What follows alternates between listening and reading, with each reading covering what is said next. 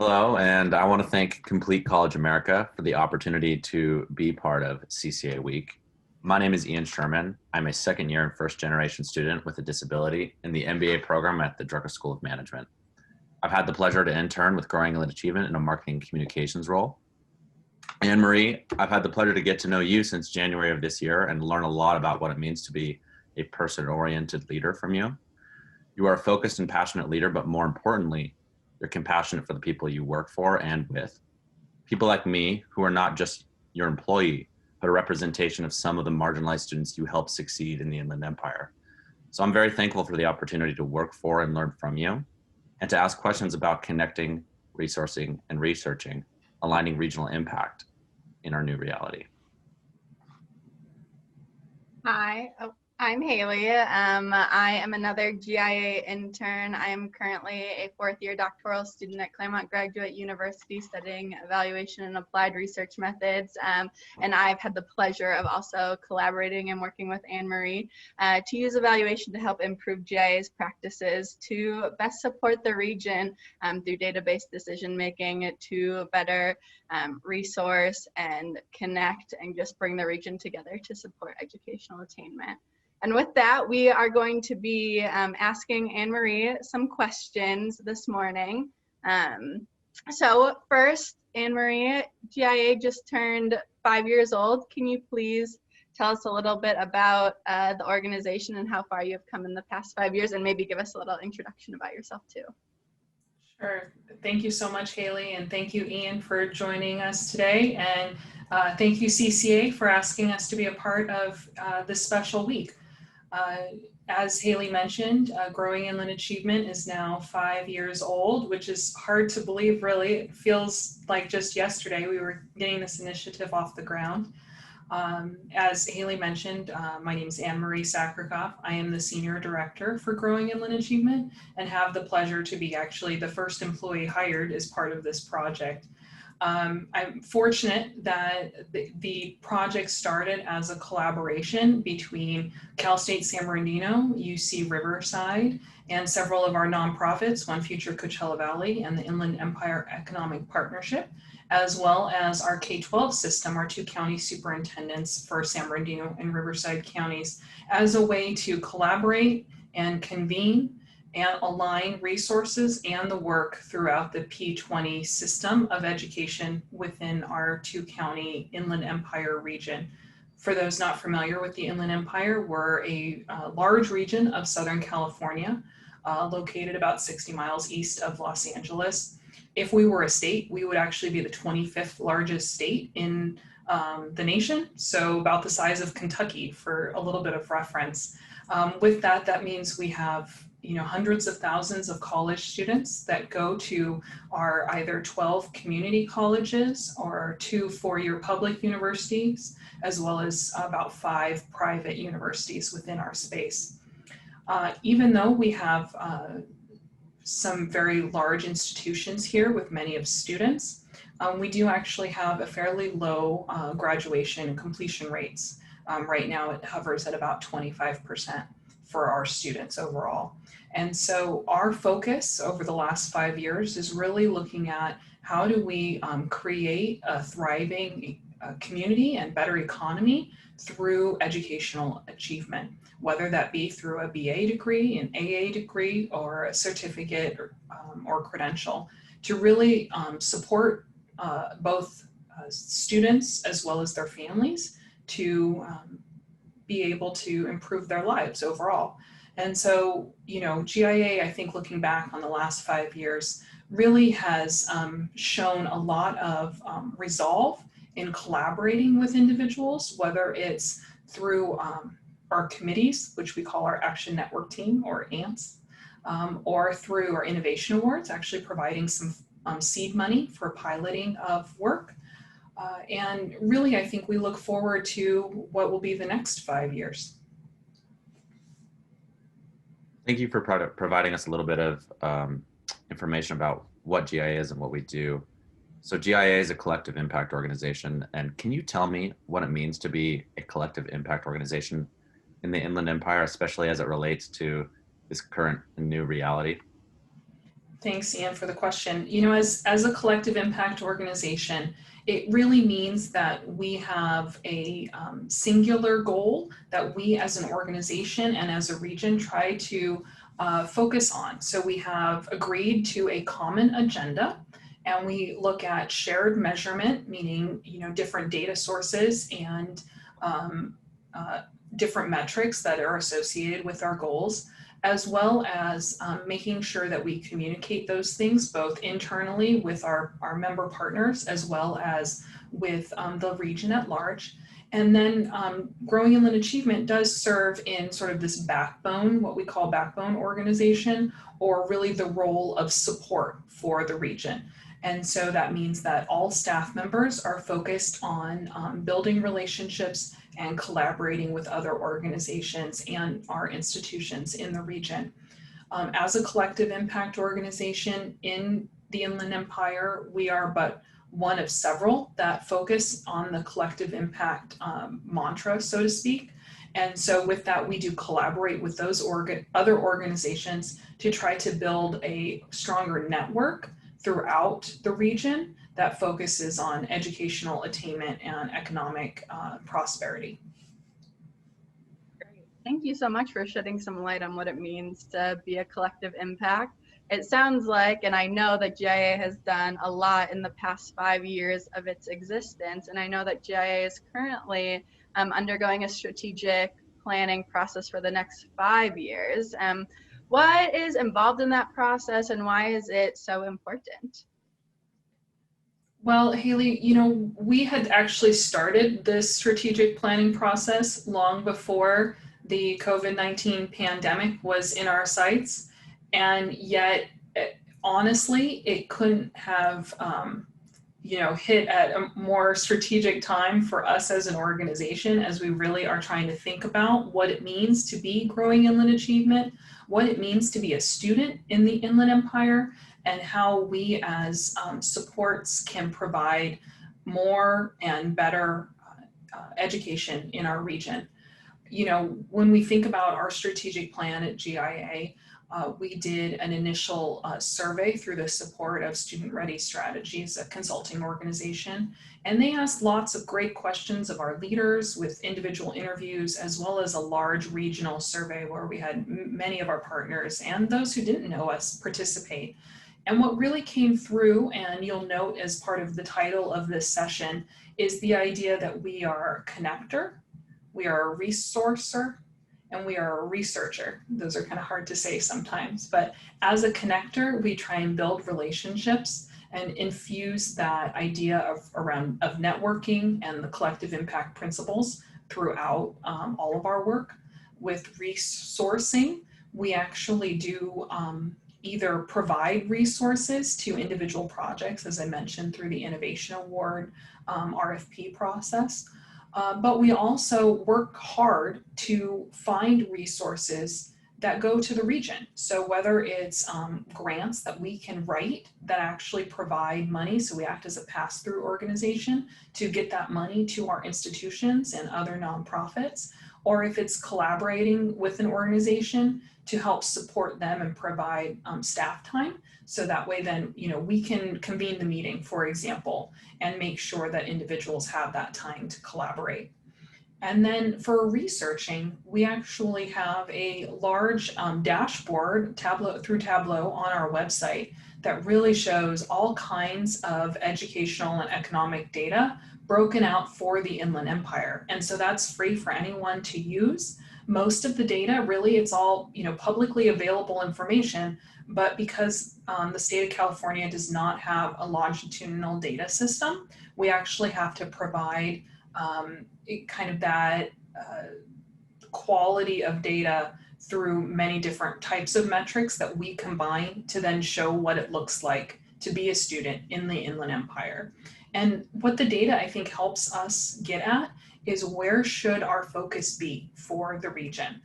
What are some of those key areas that we as a region can affect the most change by aligning resources around those areas? So things like dual enrollment have come up or things like ensuring that students have college level courses in their high school curriculum. Other areas include transfer, where we look at what it means for a student in a community college to then transfer to one of our four-year universities.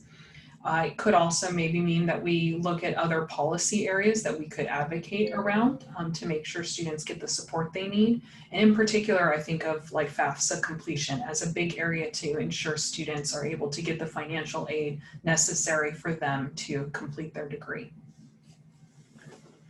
Well, thank you so much for speaking about connecting researching and resourcing as it relates to the strategic planning process. That is a bit of a tongue twister.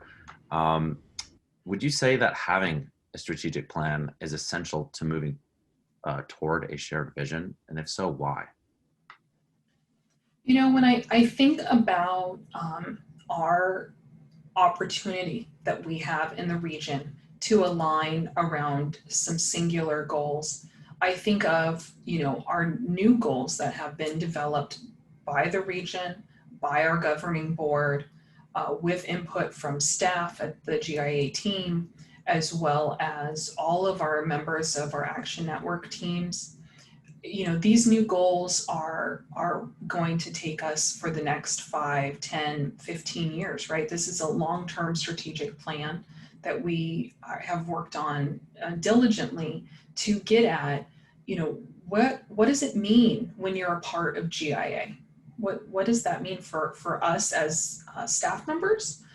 What does it mean for people in the region? What does it mean for students and families? And so I look at our new goals and I am extremely proud of us. You know, GIA has always worked with equity at the focus of our organization, you know, always disaggregating data and looking at how we can support our students. And yet our goals previously, I think, didn't necessarily articulate that as well as they could have. And so our new goals that we're looking at, as one of our board members eloquently stated, are unapologetic anti-racist goals, right? We are looking at how we can help to support those students who have been marginalized and almost forgotten before, right? And we want to make sure that that is the front and center foremost focus for our work. And then when you look at strategies that we will undertake because of those goals, you can always, you know, check out our website and look at what those goals are, what those strategies are. You will see a organization that really is about those relationships and building trust with people within our region. You know, many of the successes we all have seen through the region, it's not because GIA exists or because GIA staff are the ones that have done the work. What it really is about is GIA being humble and being trustworthy and recognizing that we can help to step in when that support is needed. And we all get to celebrate in those successes. I look at some of the things that have come out in our region, like we now have 2 Cal SOAPs, which are financial aid collaboratives, one in Riverside and one in San Bernardino, and the collaboration that has occurred because of those. You know, I look to GIA and say, hey, because we've been meeting as organizations and because we've opened up the doors for that collaboration and helped to build that trust, you know, I feel like we have a little bit of a part to play in making sure that those kinds of opportunities for our students happen in our region. And so I can't wait to see what will happen for GIA for the next many years. But, you know, the strategic planning process really has, I think, catalyzed and articulated well who we are as an organization and what it means for the region to have a nonprofit focused and aligned in this area. Great, thank you for touching, especially on those regional goals. I think it's so empowering to be a part of an organization who is embodying these unapologetic anti-racist goals that are moving towards equity. And it's always really exciting to be a part of people who have such a large vision. And I think that you've really explained why these are so important to the region. And at the same time, they're so important, but also not easy to achieve. So with that being said, how can the region come together to also work on these goals in addition to what GIA is doing to support the effort? Thank you, Haley. I would say that, when we look at those three focus words, connecting, resourcing, and researching, it means we as a region come together around those spaces, because that's what needs to happen in order for us to work across sector, so across all of our different segments of education, as well as the different sectors of industry partners to include business and industry in our work.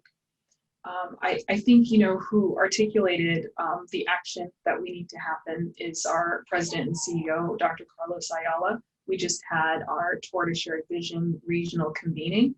And so I think it would be good of us to pause and take a look at how he articulated that in a video clip from our most recent convening. To use education as a tool to help transform our region and transform the economy in our region.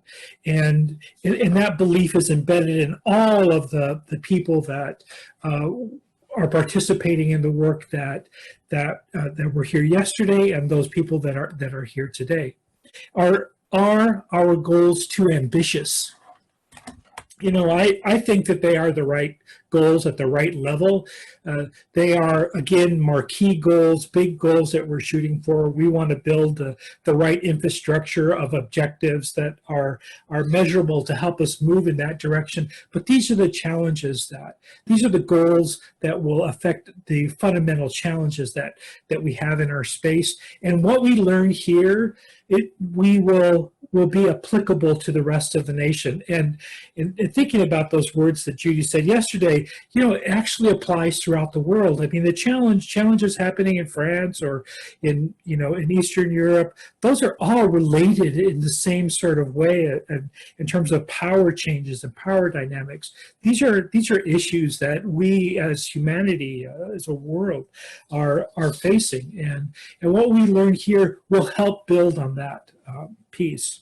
A couple of things that I learned today that I kind of knew, but kind of like I'm thinking about in a new way, is this combination between community membership and leadership from institutions, and how those should play in our action network teams. A question I seem to ask Anne-Marie every week. I say, Anne-Marie, what is the relationship between the ANT work that we do and the institutional transformation work that we do? And how are those connected together, and how are they separate from each other? Because if you look at the collection of work that GIA does, is, right now we're courting several big funders to bring in resources to support many of our community colleges in doing some guided pathways work. And there's also work that we are pursuing with funders to support transfer work in the region as well. And that's really in some ways focused on institutions and supporting institutions and thinking about regional approaches to institutional change. And so I'm asking all of you out there in this Zoom land, what is that relationship between our action network teams and this institutional change? And what is the right complement of time and energy spent within the work that GIA does to support our particular region? I also learned from Jennifer today this balance between content expertise and context expertise. Over the course of the last probably 9-10 months or so, I think that we as an organization, GIA as an organization, has really elevated more the student voice. Though we didn't have a lot of students yesterday participate, and there's probably structural reasons for that. But we need to think about how we can have the community and those with the context expertise participate more fully and rigorously within our work. And I think that this is probably this should be one of our challenges for this year, is to really think hard about how to increase this context expertise within our space. One of the other big questions I ask Jennifer every time I see her is I ask her to help me understand and feel like I have so much to learn about this still. You know, how do we balance the work of the whole ecosystem when we have action network teams embedded within that ecosystem, embedded within that network? But we also have incredible other collective impact organizations and activities occurring throughout our host space, right? So I can talk about the San Bernardino Alliance or the Mountain Economic Partnership.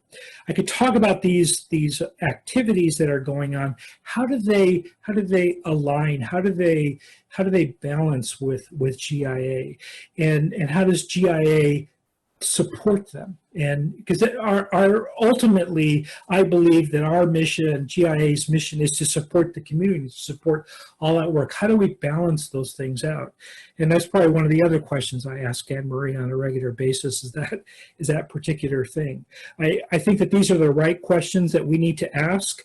And for us, the goals that have been laid out by our board, and I think Tomas was right yesterday when he said, you know, we had the first 5-year goals, and now we have these new goals. They're actually very related to each other. All of the last 5 years goals are actually embedded within these new goals. We're just calling out the equity question so much more in these new goals, and I believe that those are the right sets of goals for us to move forward. And as I've learned about all of the other collective impact like organizations and activities that people are doing, initiatives that people are doing in this space, they align nicely with this work. And so we have this shared vision as a region, and people are doing their work within the region to move us forward in this particular space. And I think that we're ready for that next launch as we begin to move forward.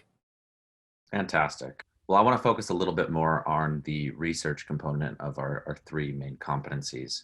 I want to ask you, how does GIA use data and research to help the region? Well, Ian, as we mentioned earlier, we talked a little bit broadly about providing regional data for our partners. And, you know, I can go into a little bit more depth of how that might provide really that research that sometimes is not provided statewide, right? Because regions are so important for the state of California. When you look at our local economy, our economy is a regional economy in the state because of its size. And so we need to be able to focus in on, you know, what jobs are here in our region. We know our students want to try to stay local whenever possible because of family connections here. And so in order to help our students better with their education better, right, they need to be able to have degrees that connect to the local economy. And so, for example, we have a data workshop series that we have been working with West Ed and our partners through our director of research, Sorrel Steelstra. And they have been meeting so far to talk through how do you align and increase that pathway to the jobs that are here. So really looking at the skill sets necessary for students to be successful in the careers that are in the Inland Empire.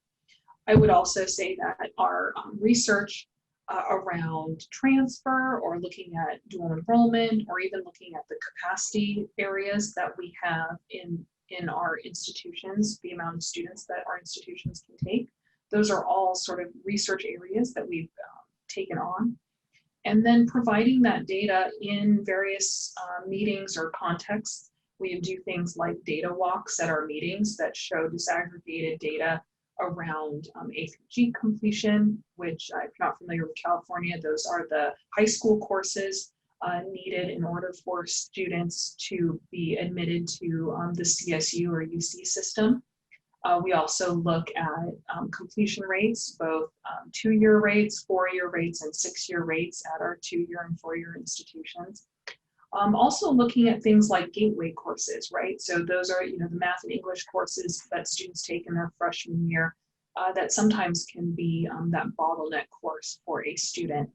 We are fortunate that in the state of California, we have policies now around like AB 705 that doesn't allow for students to be automatically put into a non-college level course, but instead provides supports for that student in the college level course. And so we're going to continue to track data like that to see, how are our students doing and where are areas that we as a region can support our institutions to transform to be, student-centered, student-serving institutions.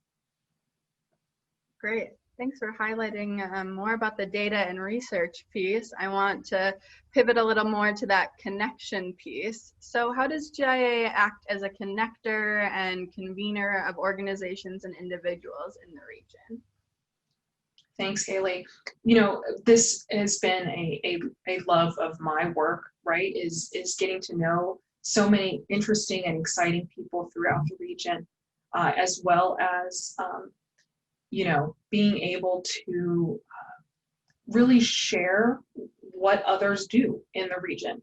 What I mean by that is if it's our full-time job, meaning the team at GIA, to connect and understand the different organizations and the different projects that other organizations have, then we can do a good job when in other meetings with individuals of letting others know, hey, you really should talk to so-and-so about the project that you're working on.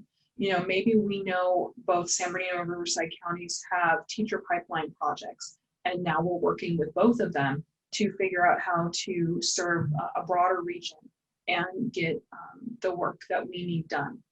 I would also say that when we look at our action network teams, right, our committees, those are cross-sector teams, meaning they bring together people from the institutions, meaning both 4-year and 2-year colleges and universities, as well as school districts, but also government entities, the courts. We have other nonprofits that focus on family health and students, as well as business and industry. We have some industry partners, or maybe we have folks who really are into a particular area of support for students, like financial aid. And so bringing all those different types of organizations into one room and asking them to think on a focus area. So some of our focus areas for our ANTs include transfer, equity, college and career readiness, data, as well as adult and professional education and financial aid. Because we all play a part in a student's journey, no matter if they are, graduating from high school and going directly into a college and university, or if they are a student who left the college for any number of reasons, but has credit and need to come back to the college. And so for all of those, we have these ANTs that can really take on a particular focus area and then devise a tactical plan. So, we can assume that there are so many different things that we could focus in on, but aligning around an individual item and then asking them as organizations to maybe put some budget resources and staff resources to focusing in on that particular tactic, and then coming together monthly to discuss activity that they've had around that particular area really allows for more growth and a better understanding of the relationship between different sectors of our work. I will give as another example, our equity committee has said that communications, particularly to students of color, our Black and Brown students needing additional communication to them and their families about financial aid and the college application process, particularly for those who are first-generation college students, led to us asking, as part of our innovation awards, for proposals on communication plans and developing marketing campaigns that will be specifically focused on these students. And so those were awarded back in April. So we'll see, how those campaigns roll out. They are, pilot projects over the next year, but I have, full faith that they will be amazing projects that we then can scale through the rest of the region. Well, thank you so much for speaking about connecting, which is fascinating to me as a marketer. And such a fundamental component of connecting is our ability to resource. So how does GIA help with resources for the region? Well, as anyone knows who has worked in a grant-funded organization or around various funders, it's difficult to be able to communicate and tell your story and then bring additional support to get that, do the activities that are vital for your community. And so as Growing in Learning Achievement, one of our big roles is telling the region's story, providing the information that is necessary for us to all go after grants and or projects that will allow us to really get additional activities and students served, right? Because that's bottom line, is what we're trying to do, is figure out how to better serve students. I would say that some examples include collaborating on grants, right? We have a grant writer on our team, and she's worked with other grant writers throughout the community to get us additional funding that goes directly to our institutions and nonprofits.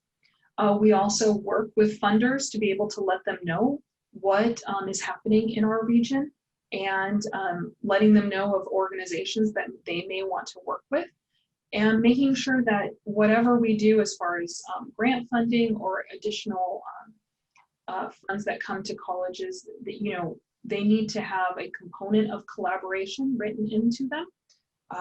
We've been fortunate to be able to provide some funds to various projects throughout our region through the initial seed money for GIA, which came from an innovation award from the California Governor's Office.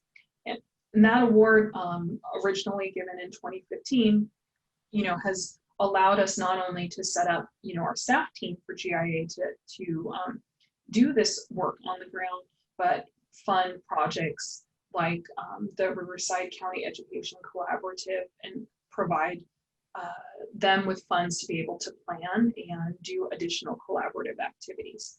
And so when you think about resources, we also need to be able to be nimble. I think to the original, March 13th, when, the world completely changed and we all went into a, quarantine after this pandemic, we were fortunate that we had, trust built within our Action Network teams, and that they could come together collaboratively under a COVID-19 task force and quickly roll out ideas of what was absolutely necessary for our students during this crazy time. And so they settled on 3 key areas, which was around basic needs support for students and families, technology support, as well as advising support. So we didn't, quote unquote, lose the class of 2020. And so what we then did is took those ideas to other funders and other grants that we had, and were able to allocate different funds and start an RFP process. And in under 3 weeks, we had not only found additional funding, but then awarded and gone through an entire RFP to give over 14 projects some funds to be able to support our students directly. And because we are a nonprofit, we're able to transition quickly and use that as a vehicle to support the community. And so it'd be interesting to see, how those projects continue to roll out. The funding is good through the end of the year, because I know there are still so many students and families struggling right now. And we're going to actually have a white paper here soon on our website that talks about that process.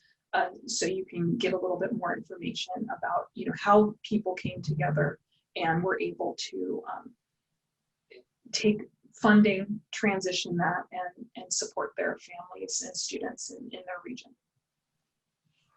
Thanks for providing some more information about the resourcing that GIA does. You kind of read my mind where I was going with my next question, thinking about how those in GIA's network really received a lot of accolades for their response to the pandemic. And I know you've already touched on some ways in which, how the network was able to come together to provide support. But I just wanted to see if there are any other ways in which that explain why the network was able to respond so quickly to help students in the education community when the pandemic hit. So just if there's anything else that kind of explains why they're able to really step up to the plate when things really got crazy in March. Absolutely, Haley. I think that the one key area that Ian was integral in supporting us as a region is around the idea of advising for students and really just getting the information out there that we needed. And so one of the requests by the regional partners was to provide a, well, for lack of a better word, a website that could be used to cultivate information that was appropriate for students and families. And so we developed a website with the link iestudents.org, and then worked hard to promote it through social media and other channels. And on the website, we provided support around basic needs, cultivating the different resources for basic needs for our region, as well as, how are you going to continue to apply for college, links to all of our college partners and nonprofit partners, links to finding ways to get low to no cost technology resources in our region, as well as providing a direct line to advisors. And honestly, that to me is one of the key reasons why the site was successful and saw a lot of traffic, and was really, I think, unique and innovative in the way that we utilized the student workers who were at either nonprofits or within our colleges and universities, who normally would be doing things like giving campus tours. But with the campuses closed, we had these students who needed work, and we had a job that needed to be done. We could virtually support students through an advising portal. And so what we ended up doing was finding a way to match students, depending on where in the region they lived, to either a local serving nonprofit or a university that was willing to help support them on their educational journey and answer simple questions. And so it was, they could go in and fill out a form and get individualized support.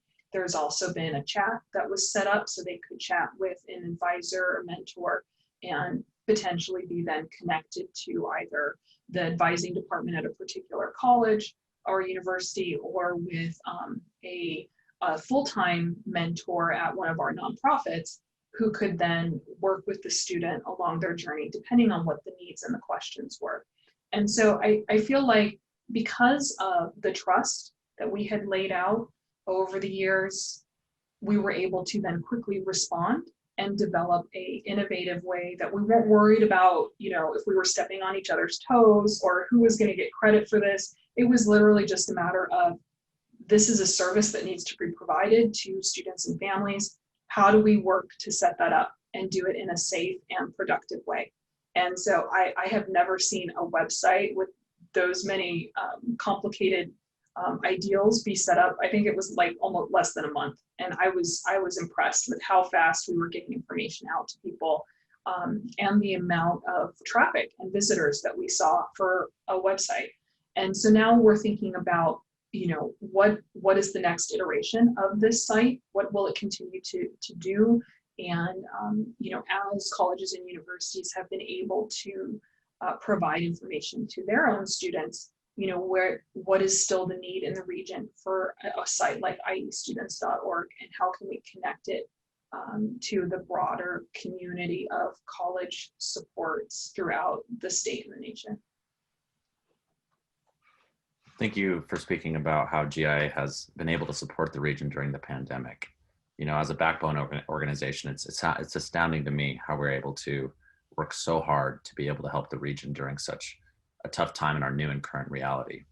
If we can, I'd like to shift gears to talk a little bit more about the opportunities that GIA offers the region. Can you share with us some of the work you are engaged in around guided pathways for the region?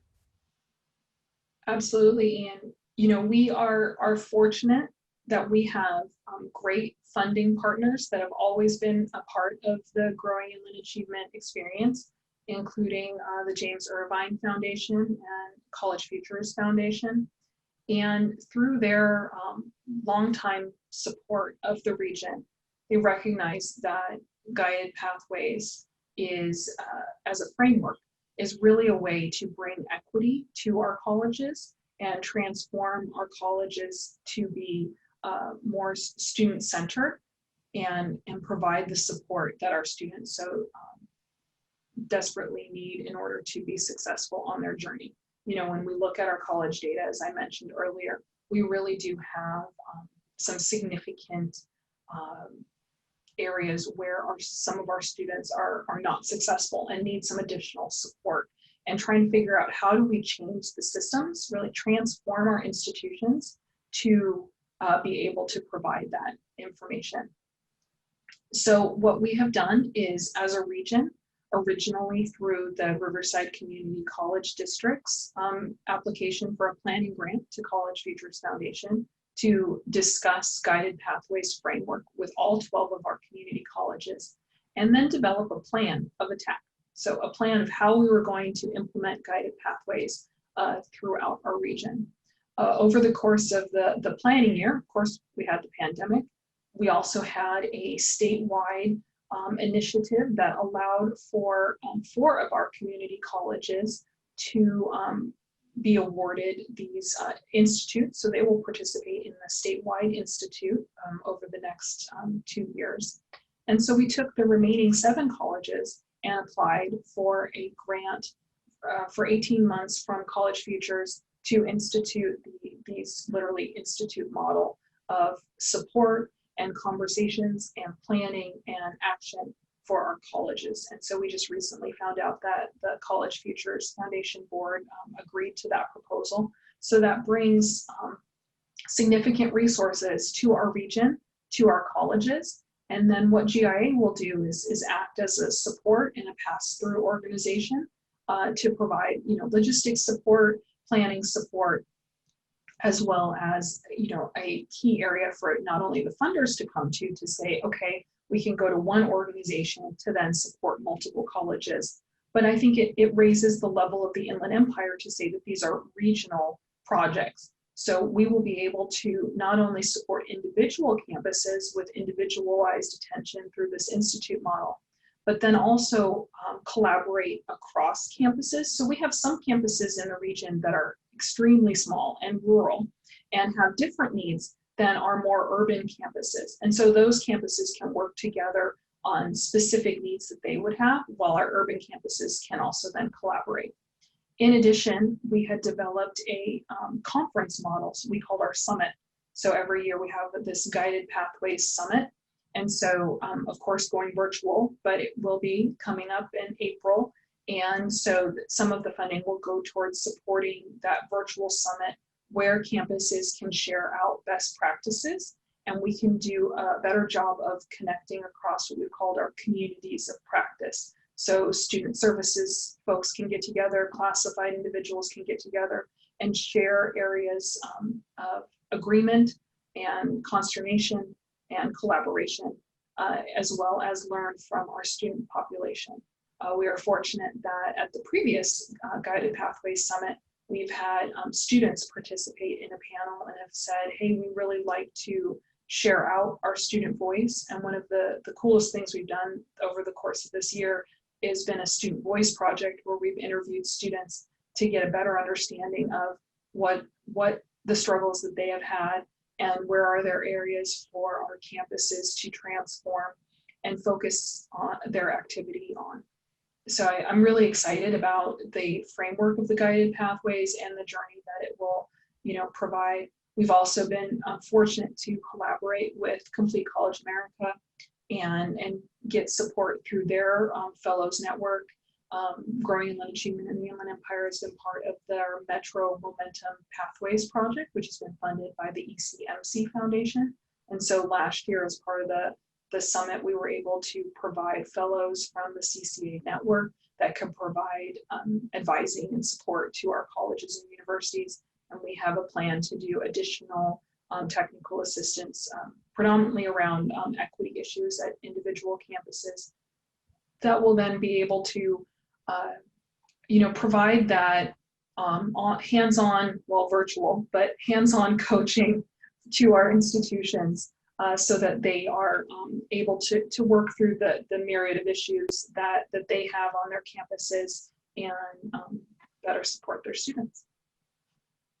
Great.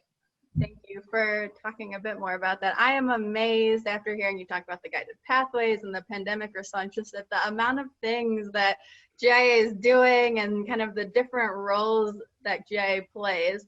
With that in mind, I have a question about something else that GIA is a part of, which is the Bill and Melinda Gates Foundation Intermediaries for Scale program.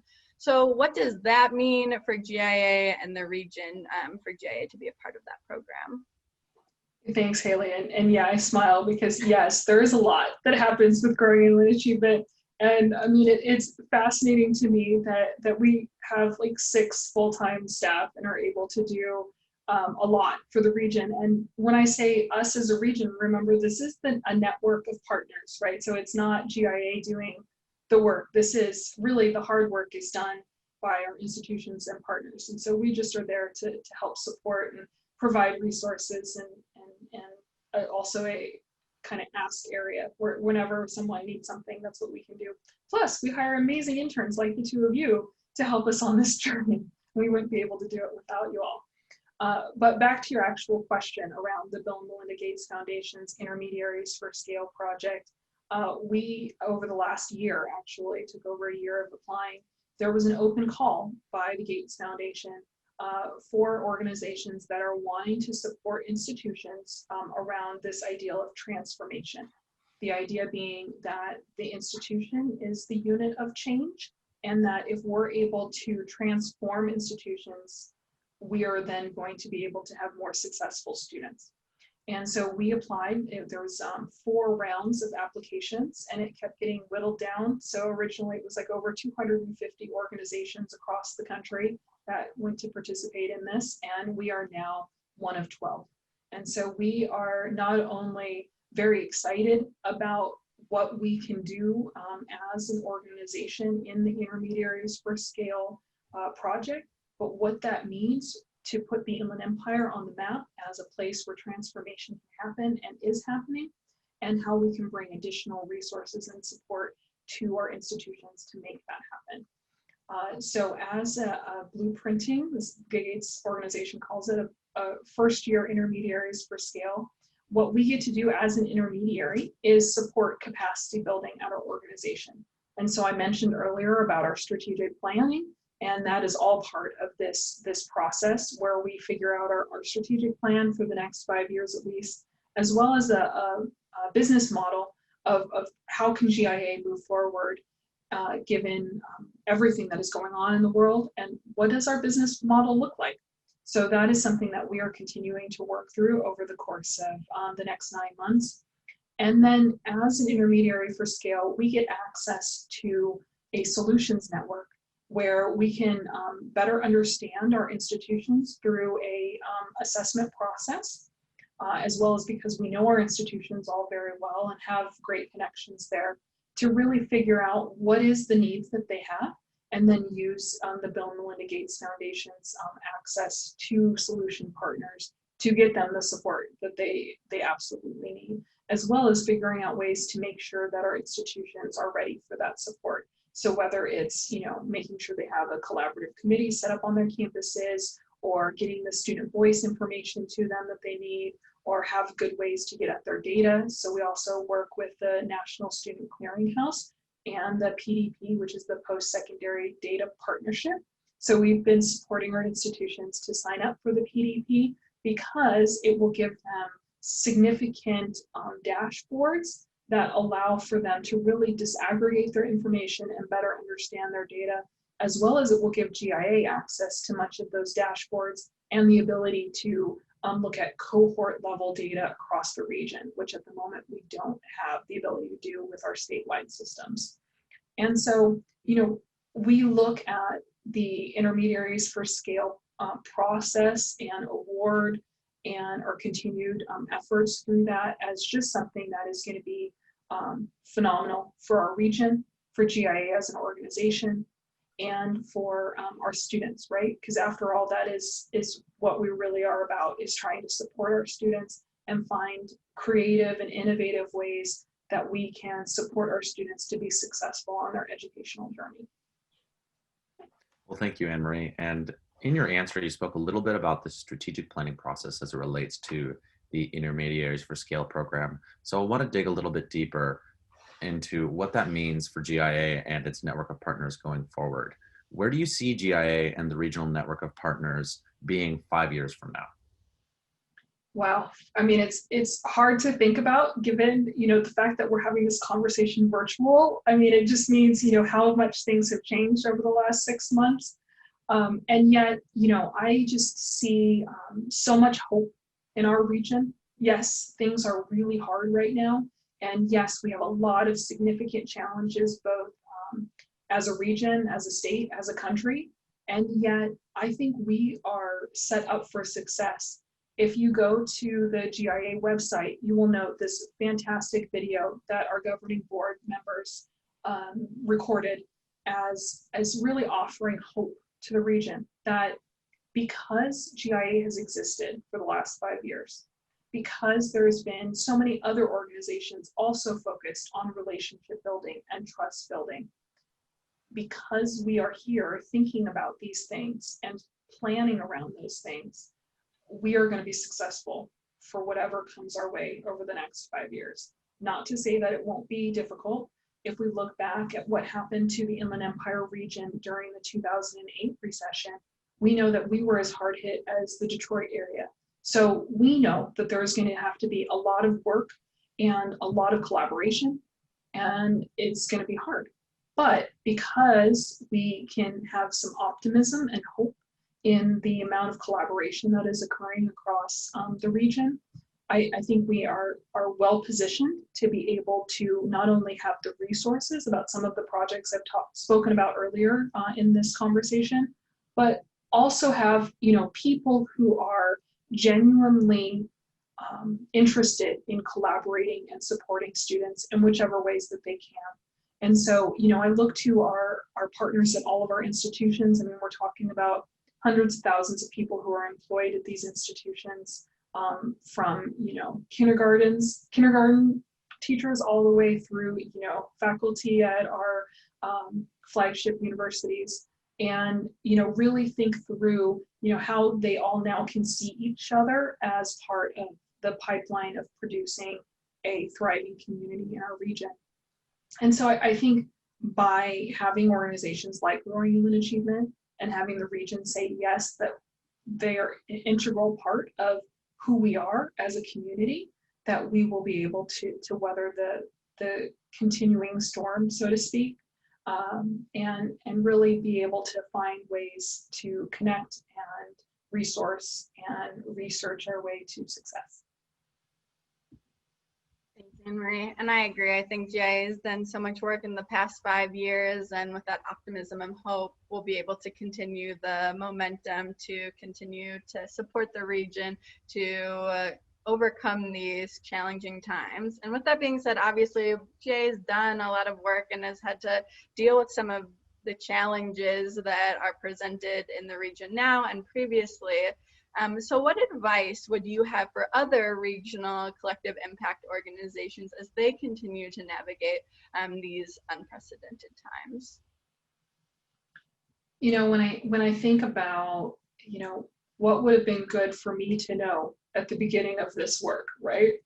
I think through looking at taking steps to get resources and connections to other places around the country. I mean, obviously individuals who are listening to this webinar are interested in regional collaboration.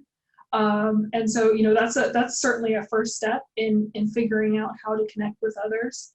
You know, I would also say that there are large organizations that are focused on collective impact and networking. I think about our current support from the Collective Impact Forum, where we're trying to better understand the different connected networks that we have within our region. And so reaching out to organizations like that who can help to support the hard work that you have. Also, don't be afraid to look to other organizations that have started this work. I mean, you know, our Action Network team concept came from our partner at One Future Coachella Valley, out in the Coachella Valley portion of the Inland Empire. And that came from the Alignment Nashville component out in Nashville, Tennessee. And so it's about bringing together different ideas and support structures and tools to be able to do this work. And I would say also that not any one tool can fit your work. So I wouldn't rely on saying any one particular piece of information to say that that is going to be the golden nugget that you needed to be able to do this work. It really is having individuals who can think about and weave different types of resources together and leveraging those resources to be able to do this work. Whether it's various funders, different types of grants, better understanding your landscape through different data partnerships, aligning through data MOUs and making sure that you have access to the right data that you need. That's a key component of making any regional collaboration work. And then, you know, I would also just add that building that trust and showing that you are not there to take credit for other people's work. What you're trying to say is that all of this work is for the betterment of our students, and that we all get to have a piece of that work because we're all saying, and in a sense, quote unquote, taking credit for it, right? We're able to say that it wasn't GIA that did this, it was the Inland Empire that did this. And GIA is one small component of a much larger ecosystem of work that has to happen in order for our students and families to be successful. Well, thank you so much, Anne-Marie, for teaching us what it means to be an organizational leader, what being part of a collective impact collaborative organization means, and how growing inland achievement works in the larger ecosystem in the Inland Empire to make that happen. It was truly a pleasure to have this conversation, and I want to thank CCA for allowing us the opportunity to have it. Thank you both so much. I appreciate this. It was a lot of fun.